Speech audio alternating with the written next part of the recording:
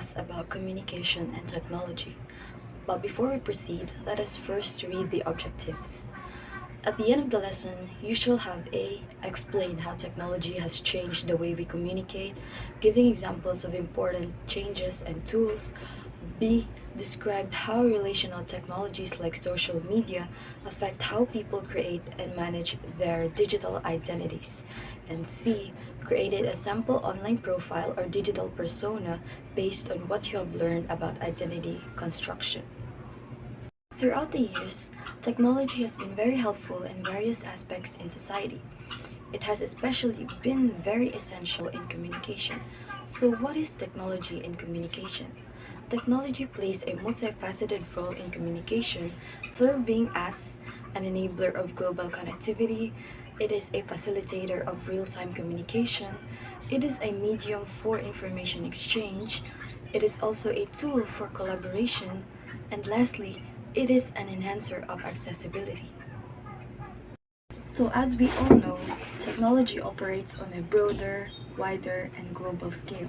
So as long as people have access to technology, to the various channels embedded in those technologies, people can communicate with others regardless of whether or not they're in the same location. So according to Katz and Rice 2002, by bridging geographical distances, technology has enabled people to connect with others across the globe regardless of their location. The main essence of technology as an enabler of global connectivity is that you can actually communicate with others despite the differences of your location. So for example, if you have a family or a friend situated abroad, you can video call or text message them despite both of you not being in the same location. Another characteristic of technology is that it is a facilitator of real-time information. By real-time, we mean instant. Technology has facilitated real-time communication, allowing individuals to communicate instantly regardless of time zones or locations, according to Doring 2002. Unlike technologies before, such as telegrams or letters, you have to wait for a certain amount of time for your message or your messages to be received by the other person. So that in itself creates that waiting period. And if that message is urgent, it won't be received immediately. Compared to today, it has adapted and it has become more advanced wherein you can instantly message someone despite not having the same time zone or not being in the same location.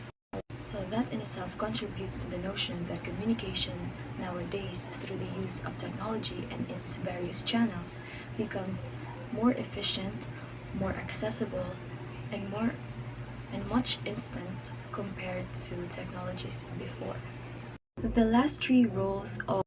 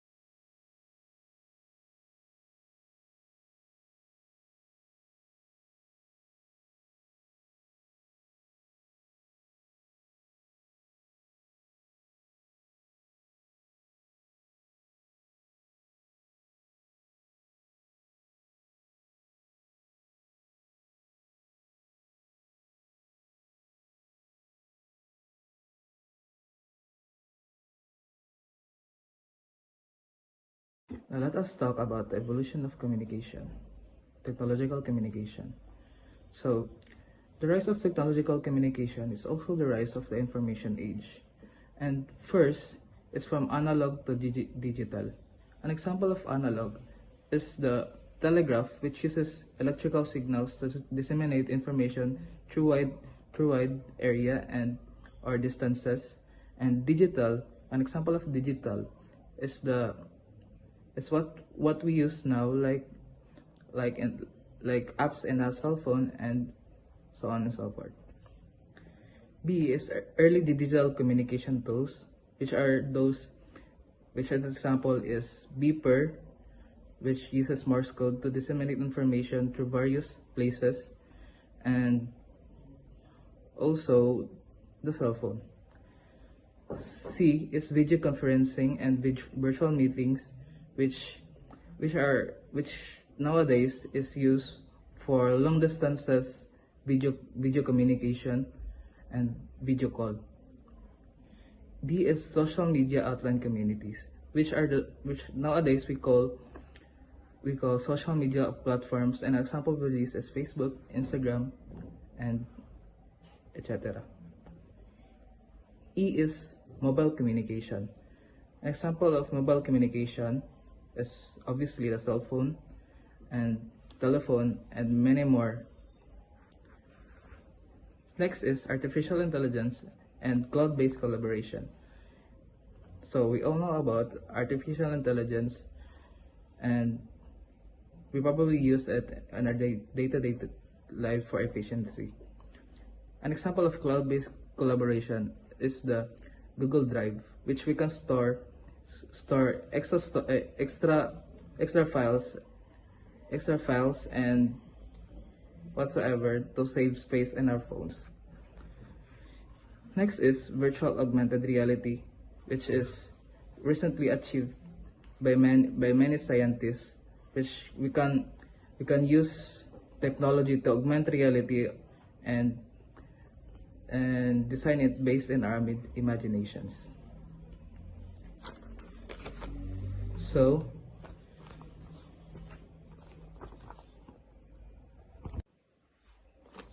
what are the benefits of technological communication?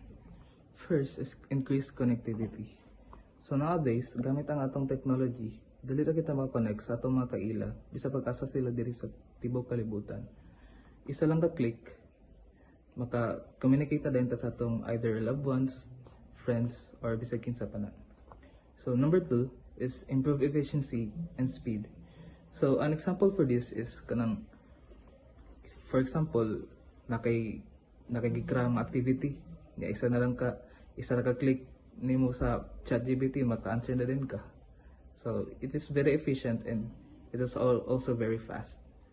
Number 3 is accessibility, which an example of this is our cell phones. Kung ano na to sa bulsa, itaplo ko ng messenger, maka-communicate na tabi sa kinsa na itong kaila. So when we have benefits, there are also drawbacks. So what are the drawbacks of technological communication? First is reduce face-to-face interaction. Siyempre, kay maka-communicate na mata sa itong mga kaila bisag asa diri, there's really not a need to makipagkita sila face-to-face o mag-interact sila face-to-face, which is very negative, which is a very negative impact, which is so if we have benefits, there are also drawbacks, and one of these drawbacks is reduce face-to-face interaction. Siyempre kung maka-communicate naman sa itong mga kaila sa one tap lang sa itong cellphone, there's really not a need to meet with them face-to-face, which is negative, because lahi ra ba gyud og interaction ninyo kay personal. And next is miscommunication and misinterpretation. An example of miscommunication is when you have an argument online. Kaya wa magpapili sa internet, tapos magkalahi-lahi na lang ginang opinion. There's a communication. And An example of misinterpretation is like kay syempre chat raman sa messenger, ang correct na punctuation means may misinterpret like dali, like example, let's eat let's eat mom dad. So biskag let's eat mom and dad, nalahi na noon ang meaning. So next is digital distraction and reduced productivity. So common kini sa tuwa, ang example ani is like nana kay pasahonon nga activity ugma nya maka simuhon na maging pagka nga isa lang ka reels, isa lang ka TikTok reels, magbuhat na like ko sa activity ato sa di na gini mamahimo ato sa stress na ka ug wala na kay mahuman. Next is privacy security concerns. So syempre kay kung maghimo tag account sa bisag asa account maghatag tag ato information, vulnerable kaysa sa mga prone kaysa sa mga hackers, sa mga doxers ingana.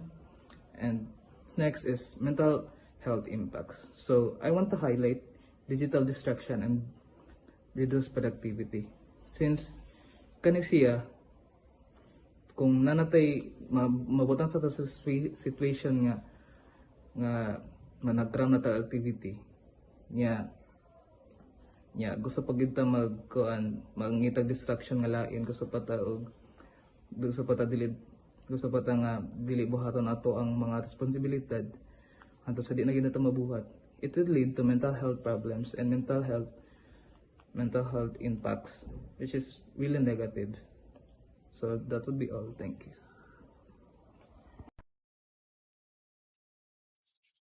So here we have defining relational technology. Relational technology refers to the use of digital platforms and tools to facilitate social interactions, relationships, and communication between individuals and groups. This includes social media, online communities, messaging apps, and other digital environments where people connect, share, and interact with each other. So here we have examples of relational technology. We have social networking sites, which is Facebook, Instagram, and LinkedIn. These platforms help users create profiles, share content, and interact with others through likes, comments, and messages. LinkedIn, for example, is often used for professional networking, while Instagram and Facebook is more focused on sharing visual content. We also have messaging apps, which is not here in examples, but messaging apps like WhatsApp, Messenger, and Telegram.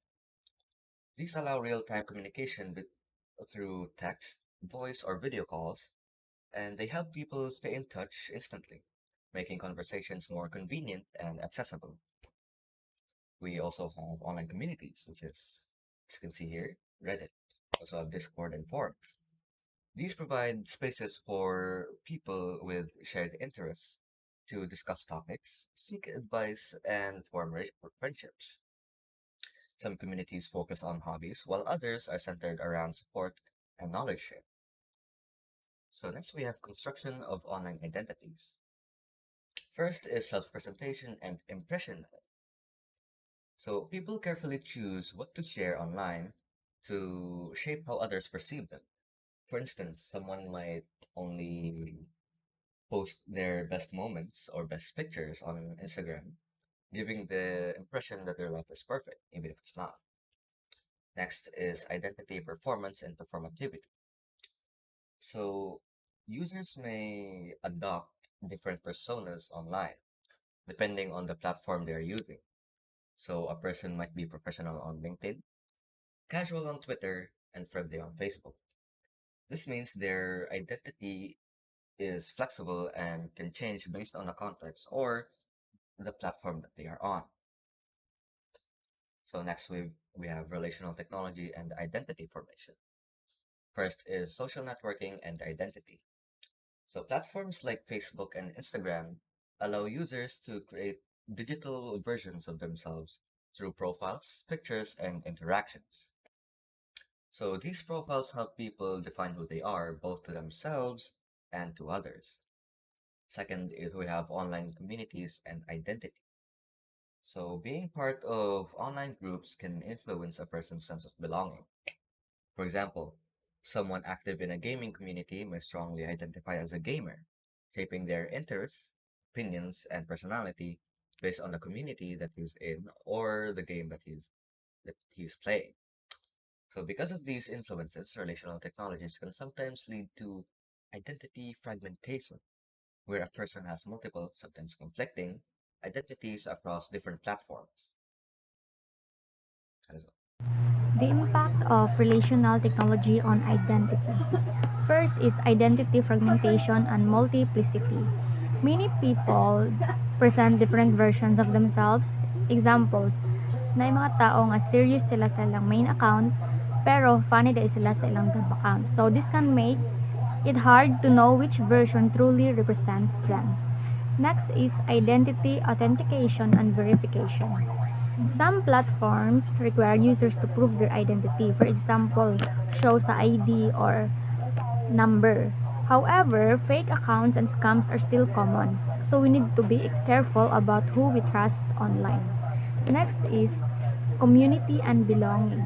Online groups help people find others with similar interests, making them feel accepted. However, if people only interact within their online groups, they might not get exposed to new ideas. So, ways to protect your online identity. First is use strong and unique passwords. Simple passwords like 1123 456 are easy for hackers to guess. So, create passwords with mix of letters, numbers, symbols, and also avoid using the same one for multiple accounts. Next is be cautious with personal information. So many websites and apps collect data. Checking and adjusting privacy settings helps control who can see your personal information. Next is use a virtual private network or VPN. So a VPN adds extra security by hiding your online activity, making it harder for hackers to track you. Next is monitor your online accounts. So regularly check your accounts for any unusual activity like logins from unknown locations. If something seems suspicious, update your password immediately. Next is be wary of phishing scams. Hackers often send fake emails or messages to trick people into revealing personal information. Always verify links before clicking and avoid sharing sensitive details on untrusted sites. Next is use secure websites. So, before entering personal details, ensure the website starts with HTTPS and has a small lock symbols, which means it's secure. Next is regularly update software. Updating your phone, apps, and computer helps protect against viruses and hackers. Lastly, practice safe browsing habits. Avoid clicking on suspicious links or downloading unknown files to prevent malware infections. So good day everyone. My name is Sarah Jane Bicafe and we are going to tackle the digital communication. So first, what is digital communication, DI? So if we say digital communication, it is when we communicate with someone digitally. So instead nga makipag-communicate ta face-to-face, so in digital communication is pwede ta makipag-communicate social media. For example, like in our Facebook, in our Messenger, only using our cell phones, laptops, and any gadgets. So in this lesson, we have intended learning outcomes. At the end of the lesson, you should have understand the fundamentals of digital communication and mediated communication. Critically analyze the digital media platforms and media content. Next is assess the influence of media on public perception. And lastly, evaluate the impact of digital communication on culture. Digital communication involves an organization's online communication efforts. Most organizations today use a wide range of digital communication channels, from their website to mobile chat to blogs. to connect with current and prospective consumers, employees, and other stakeholders. It means that nowadays, a lot of organizations use digital communication to connect with their customers and their prospective stakeholders. So, instead nga, ila pag yung ipakita ang ilahang product sa tuag yun isa-isa, they use digital para ito na lang nila i-promote ang ilahang product. For example, sa Jollibee, instead nga, ila pag yung ipakaon sa to ang ilahang kuan, ang ilahang fried chicken, ilahan na lang nang i-post sa social media or they make ad para ma-promote ilahang product. Next is digital marketing professionals. These kind of individuals who have a keen understanding of how to leverage this convergence of technology and messaging to their advantage. So if we say digital marketing professional, from the word itself, marketing, this type of professionals are only focused to market their products. They take advantage to social media to promote their products in order for them to market. So, for example, mag-post sila og advertisement sa ilahang product para makamarket sila. Mora na ilahang only goal is just to market their product. So, compare sa digital marketing professional nga mas nag-focus sila sa pag-market sa ilahang product, ang digital communication professional is mas nag-focus sila to communicate with their audience. For example, is they make a platform where ang mga customers dito sila maka-post sa ilahang concern about sa ilahang product para ma-address dayon nila ang ilahang mga problems. So sa digital. So before I proceed, I would like to introduce myself. My name is Jimmy Ben, and I'm gonna tackle about the effective digital communication. So throughout the years, the number of digital communication tools continues to grow. Many aspects of our everyday life are now transferred to digital formats, such as work, school, and human interactions. As a result, there's been an increasing amount of digital consumption. So, over the years, nagkadaghan man jud labi na karon we're so advanced, no? Nagkadaghan ang digital communication tools na na-create. It makes our everyday life more kanang mag-engage ta sa mga social platforms contents, mapa video messages or like video calls or virtual meetings. So, here are the examples of the effective digital communication. First, we have the Spotify. So, we are familiar of Spotify, no? We are familiar of Spotify. Spotify gives a summary of our kanang atong listen throughout the years, most listened music, most listened artists. So, in Spotify, by this, we are connected to the artist, the people we share the songs, and the playlist. Next example is the Airbnb.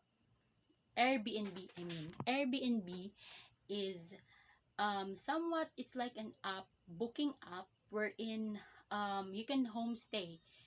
It's like hotel, but it is a different like mura kag nagstay in, mura kag abang ana siya, okay? Airbnb, it also uses a clear messaging transaction and ensuring a smooth transaction between the user and the app. Next, lastly, is the Netflix.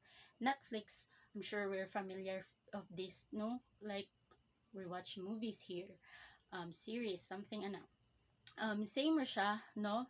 Netflix also provides a content smoothly with the users, and it suggests shows na kanang base ilang gusto. Netflix also communicates with the user through their email. Makabantay ta mo message ang Netflix sa atoa, like ilatang kanang keep engage sa ilahang promos or kung na sila information na isend sa atoa. Now, let's move forward to the top skills for success in digital communication. So, there are 10 top skills for success in digital communication. First is digital communications itself. So it involves understanding how to convey messages effectively through digital platforms. Like saan man mo pag-convey og message, pag-transmit og information effectively. So, mao na siya ang isa ka or pinakauna ng skills, digital communications. Na ikaduha is marketing. Ang marketing is crafting message to convey the audience. Like, kanang, kanabitang pwede nimo i-promote ang imong business. So, ang saan mo siya pag-promote, mag-craft ka og messages na kanang maka-convey sa imong audience. Through kanang pwede nimo siya kanang ipalaganap sa kanang mga different types of channels like TV, radios, ingana.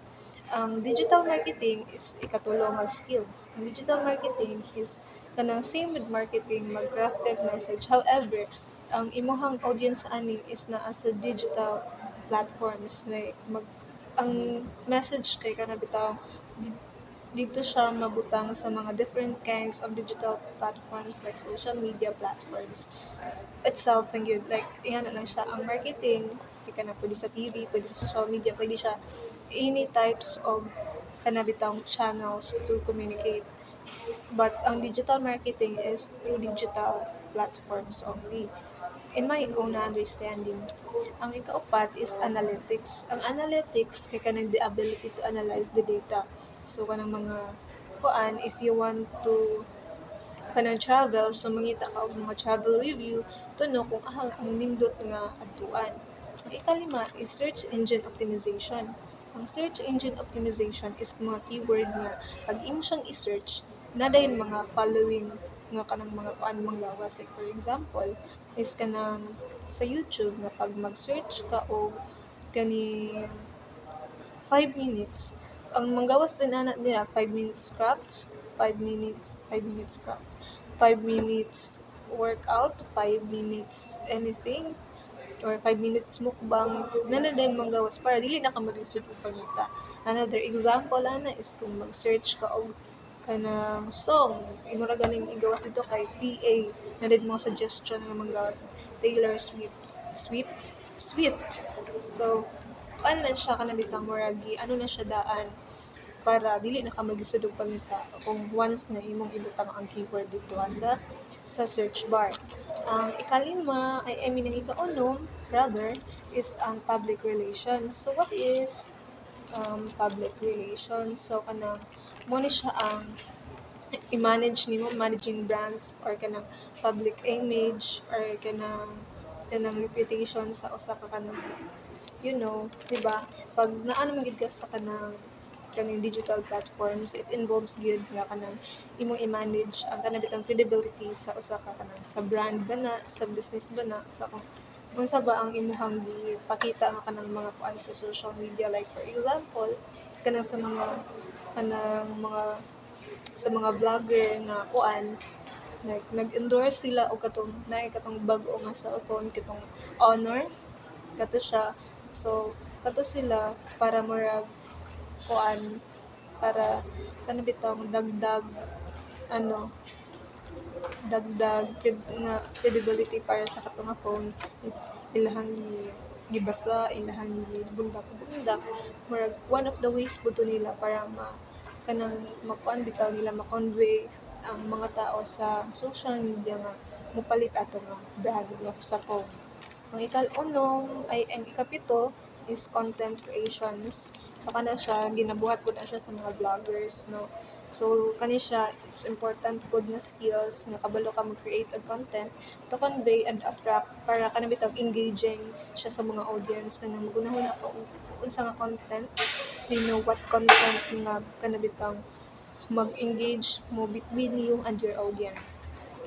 Ang ika-8 is newsletters. So, kanina siyang mga email nga ginasend sa kanabitang subscribers para mag-provide og updates. For example, kanin sa Shopee, mag-email sila sa kanabitang kuan sa imuhang Gmail nga kanang kung na bag-ong kuan karon like 77 na bag-ong nga mga product karon nga abot to update you. Ano man siya mga newsletters kanang murag letter nga ipaabot sa imo through It's through different kind of kanang social media platforms para lang ma-aware ka. So news, para i-update ka about sa kung sa naganap sa ila. Anang imong mga gina-follow nga mga kuan. Kanang is journalism. So we all know about what is journalism. So, ano siya is fact-checking or i-ensure nimo ang accuracy or ang credibility sa kanabitang information sa sa kuan sa kanang sa digital platforms.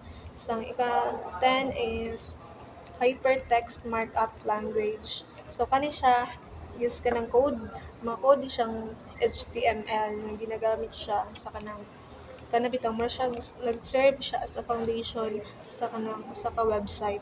Ayan na. Like, nganang importante man ni siya kay ang isa ka website dili mo gid pud siya ingon nga buo if wala pud si HTML. So that are the 10 skills for success in digital communications. Now let's move on to the other skills that will serve us well in digital communication career. So, unsa man ni sila sa ato ang kuan? Sa many, there are 5 other skills no that will serve as para mag-guide punta sa atang digital communication career. So, ang pinakauna is flexibility. And flexibility is kanang so the, those who thrive in digital communication tend to be highly adaptable as priorities in this discipline often shift quickly. Flexibility is highly valued in this role, Powers explains. Hiring managers want employees who can easily acclimate to changes. Some flexibility since digital communication is not static, no, dynamic siya, there are changes, so na mga improvements, di ba? As we can observe sa kanang mga digital platforms and dili siya kanang ingon nga magpundo ra gyud there are changes improvements and all so para ma-adapt so we need flexibility to kanin for us to be able to kanang bitang ma-adapt nato ang kanang changes dali kanang we are flexible enough to adapt the changes to adjust the changes para mas successful ang kanabitang ato ang participation sa digital communication. Ang ikaduha is a commitment to lifelong learning. Ongoing education is important for staying marketable and at the forefront of the field, Power says. It's impossible to predict future changes, but the most successful digital communications professionals are committed to lifelong learning to stay ahead of the rapid pace of changes. So, commitment to lifelong learning, no? So, learning is a continuous process and it's essential for us, for individuals to improve. Nga kanang bitang, ang atong mga nabalaan is kanang dili lang dila taman. So, naapatay mas mabalaan pa. And if we are open to kanabitaw, if open ta nga makabalo pa, so one of the ways po na for us to be successful and for us also to be flexible. Flexible. And ikatulo is a passion for storytelling. Digital communications are often rooted in the art of persuasions, and one of the best ways to persuade your audience is by crafting a strong narrative. So, a passion for storytelling is kanabitang po, mura siya persuasive ang atake niya nga you need kanabitang to connect with your audience. Kanang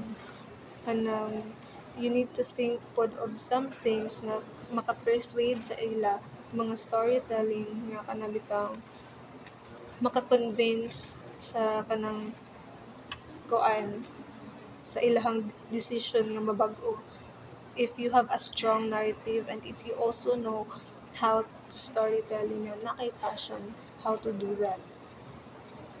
Ang ikaapat kay empathy. Being a strong communicator involves gaining a strong appreciation for your audience and what drives them. Once you're able to put yourself in the shoes of other people you're trying to influence, you can establish more meaningful and more effective connections with them. So, ikaapat is empathy. Importante jud kayo ni siya, not just in digital communications, but kanang in all aspect in our lives kay without this we can't understand other people kay lahi-lahi tag experience in life and for us to enable to understand them kay dapat na ita empathy we know how to feel what they felt para pud masabtan nato sila nganong ingana sila So, empathy kay kanang it's also about understanding emotions of the audience, kung sa ilang mga motivation. Para sa kaya bitang kabalo ta ba? Kabalo ta sa tanang lugar. Kay kung dili pud nato kanang sabton kung unsa pud ang ilahang mga emotion, kung unsa pud ang ilahang mga kanang we need to be emotionally intelligent kay kung dili pud nato na masabtan ang ilang emotions bitaw kay failure ang dating kay basta-basta kana bitang more tag insensitive kumbaga kung kanang basta-basta lang ta kanang convey og information without knowing nga kana di ay nakakuha na din na sa ila kanang naka hurt na din na sa ila ha. Ang ikalima is curiosity. So nga naman, the more curious you are, the more you want to learn and gain knowledge as well. And you'll seek for answers for your curiosity. So, di ba, pag once we are curious, good, we can't stop looking for answers for our curiosity. It is one of the factor for improvements because you want to keep on understanding things around you, especially in the digital world. So that's all for our skills for success in digital communication, and I hope you have you gain knowledge and understanding about it. Mediated communication and its impact on personal relationship. We all know nga grabe jud ang impact sa sa technology, especially in communication, no, the way people communicate, and also ang impluwensya niya sa human relationship. So sa una is uso ang letter or written communication. Karon is naanay video calls, social media, messaging, and voice calls. So gamit ato nga mga media, no, mas faster ang interaction and more convenient. Kay daghan man siya mga features like ma-record nimo ang inyong convo sa messaging or sa voice call.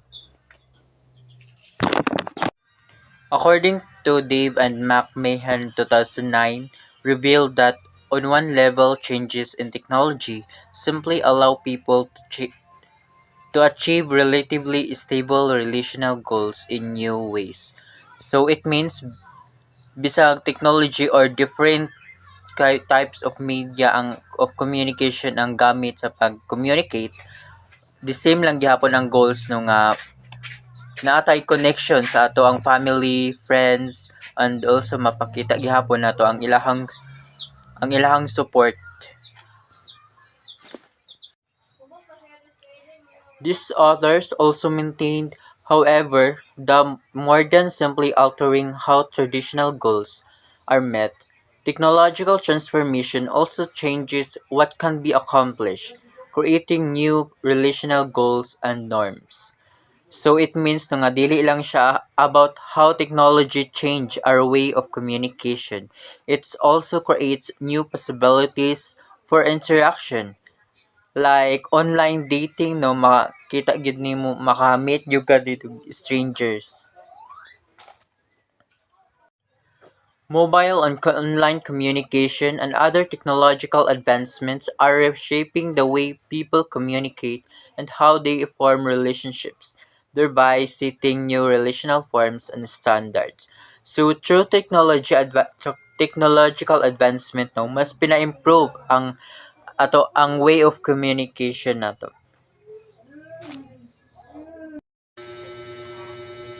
Good day, everyone. I am Gitwin Dorian, and today I will present you the mediated communication. I will discuss you its definition, its types, and its reasons to use. To begin, what is mediated communication? Mediated communication is any form of communication where a technological medium is employed in order to communicate with one another. It is also called the asynchronous communication. In other words, mediated communication is simply a communication that happens through a medium like a phone, like an email or social media. Now, we will discuss the types of mediated interpersonal communication. There are 4 times, and one of it is the mass communication, second is writings, third is phone calls, and fourth is computer-mediated communication, and also called as CMC. The first one is the mass communication. It refers to the transmission of ideas, informations, and entertainment to a large, dispersed audience through a mass media channels. Examples of this are television broadcasting and radio broadcasting. Second is the writings. Writings, it refers to any form of written communication that is transmitted through a medium other than direct or face-to-face interaction. It also involves a delay of interaction, making it asynchronous. Examples of this are emails, letters, and text messages. The third one are phone calls. Phone calls are a form of asynchronous, audio-only mediated communication that allows for real-time conversations between two or more individuals. They rely on telecommunications network to transmit voice signals, bridging the physical distance between participants. The fourth one and the last type of mediated communication is the computer-mediated communication, also known as CMC. CMC is all forms of communication that went through a computer networks like including emails, online forums, instant messaging, and video conferencing. It covers both synchronous and asynchronous communication. And now let's move to the last topic of this day, is the reasons to use the computer-mediated communication. The first one is the distance, because it allows people to connect regardless the distance. The second one is the information disbursement, because it enables the quick and efficient sharing of information with large audiences. Third is working together but apart. The best example of this is when you work from home. The fourth one is the community. It fosters the creation of online community based on shared interest and culture.